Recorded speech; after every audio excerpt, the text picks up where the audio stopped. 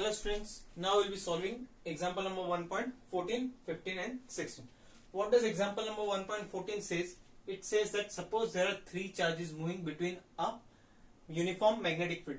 Here there is a positive charge and here it is negative charge, and in between there is a uniform electric field. So between this uniform electric field there are three charges that are moving with with same velocity. They have been entered, and at the end this is the position of three charges. So from this, can you decide that what is the charge on each one, whether the charge is positive or negative, and which one has the highest charge to mass ratio? Now we know that positive charges repel. If there are two equal charges repel each other and opposite charges attract each other.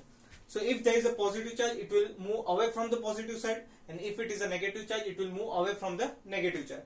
So from here we can see that charge 1 and charge 2, these two charges are deflected towards the positive side. Charge 1 and charge 2 are deflected towards the positive side, which means that this both will be negative charges. This both will be negative charges as they are deflected towards the positive side and they are repelled from the negative side, which means they both will be negative. And the third charge is repelled from positive side, which means that it will be a positive and it is attracted towards the negative side. So this will be a positive charge. Now which one will have highest charge to mass ratio? The charge that has deflected maximum, that will have highest charge to mass ratio. If you are having heavy charge, you will be attracted more. So what is the from this figure, can you tell me which one is highly deflected? This 1 is deflected, 2 is deflected and 3 is deflected. Here you can see that 3 is very much, or you can say highly deflected, which means this will have highest charge to mass ratio. Highest charge to mass ratio. Okay, I can say charge to mass ratio. So this will be your answer. Okay, this completes our example number 1.14. Now we'll move towards example number 1.15 and 1.16. Now what does it say? In the question it is given that E, that is electric field vector quantity, is given by 3 into 10 raised to 3 I cap Newton per coulomb. What does this I cap mean? In this sum, this is very important. I cap wants to say that the electric field is in X direction.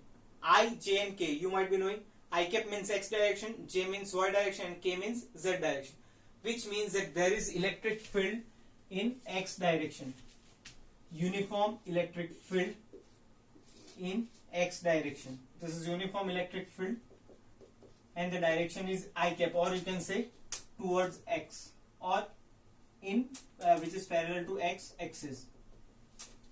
Okay, now we have a square of side 10 cm that is kept in this uniform electric field. But how it is kept, we'll look at it. First condition says that square is parallel to YZ plane. Square is parallel to YZ plane. What does that mean? If it is parallel to YZ plane, which means it will be perpendicular to X axis. Suppose this is the X axis, then YZ plane will be in this direction. This will if this is X axis, this one will be your YZ plane. This will be your YZ plane. That is the plane that is cutting this axis, because it needs to be perpendicular to X direction in both the sides. This one will also be perpendicular. This one will also be perpendicular to X axis, which means that if a square that is parallel to YZ plane will be kept in this manner.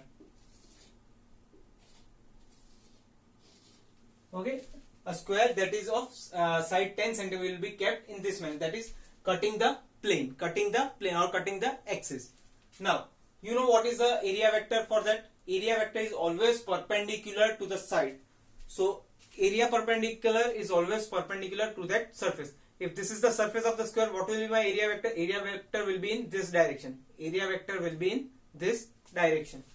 So from here I can take out an area vector. This is area vector that will be perpendicular to this surface. Perpendicular to this surface. Now it is asked that what is the flux that is given by phi equals to EA. E dot A. E dot A.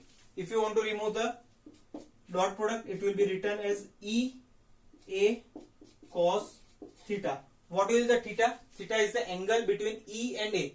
Here you can see what is the angle between E and A. Both are parallel to each other, which means that in this condition theta will be equals to 0, which means it will be cos 0. Cos 0 is equals to 1. So you will get directly E into A. That will be your answer. That will be your required answer. Now we'll move towards the second condition. The second condition says, just a second, in second condition it is written, normal makes 60-degree angle with x-axis. Just remind it or watch the question very nicely, very carefully, be very careful in this. It is not given that square is at 60-degree. Square is not making 60-degree angle with x-axis, but the normal to the square. Normal to the square makes 60-degree with the x-axis, which means that if this is our electric field and this is our square, okay, then the normal to it makes angle 60-degree. Normal to it makes angle 60-degree with x-axis, which means this normal is, we can understand that this normal is our area vector. This is our electric field. So again, while calculating flux EA cos theta, this time your theta will be equal to 60-degree. So you can directly calculate from over here what will be the net flux on the system. After completing this, one more question, that is 1.16. They have given that what will be the net flux if this square is improved to a cube. If this square is extended to make a cube, then what will be the net flux on the system? Here we have found net flux for the system when it is parallel to YZ plane and normal makes 60-degree with x-axis. That is only area vector or surface. Now what if this is extended to make a cube? If it is made a cube, if a cube is made, then what will be the net flux on it? The net flux will be 0.